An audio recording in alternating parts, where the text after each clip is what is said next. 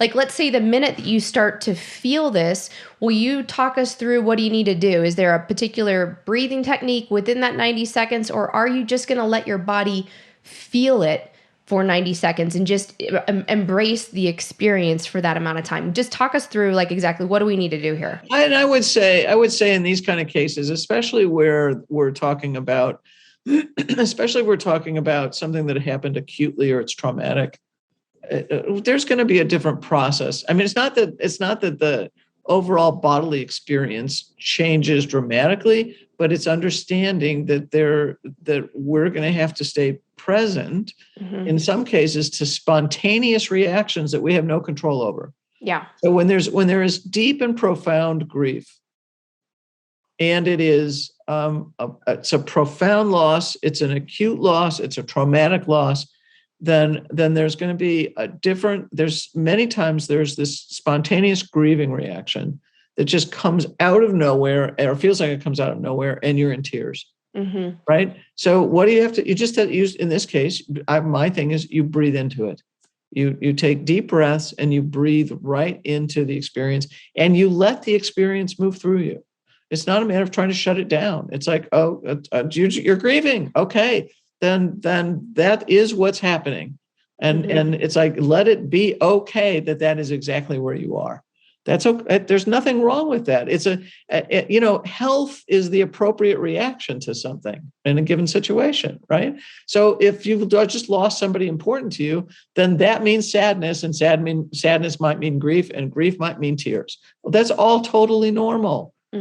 Just lean into the normalcy of whatever that experience is. So it sounds like the big lesson or takeaway here is not to avoid it. So when you feel those feelings, let yourself go through them, have the tears, have the moment, even if it's at a time that's you think is not appropriate or socially acceptable, or it's not ideal for you.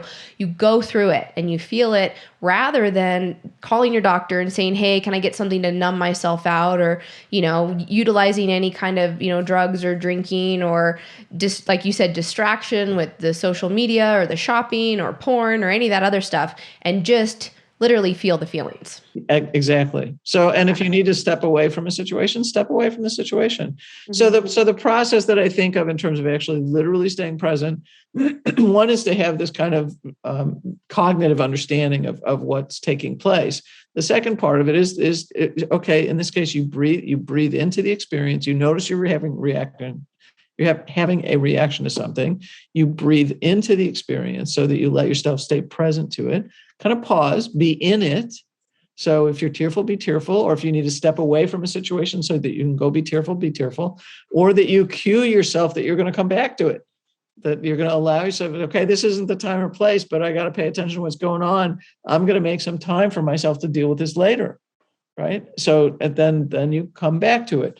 And then, so it's kind of breathing. The second is kind of pausing so that you're in the experience itself. And the deeper breathing is actually going to help you experience it. When we shut down on breath, we shut down on the experience. When we stop ourselves from breathing, we're actually stopping the experience. And so you breathe, you stay in the experience by pausing, and then you can reflect. You can ask yourself, gee, what triggered this? What was it that kind of elicited my reaction? Gee, is there any pattern to what I'm going through here? What can I take from what's going on?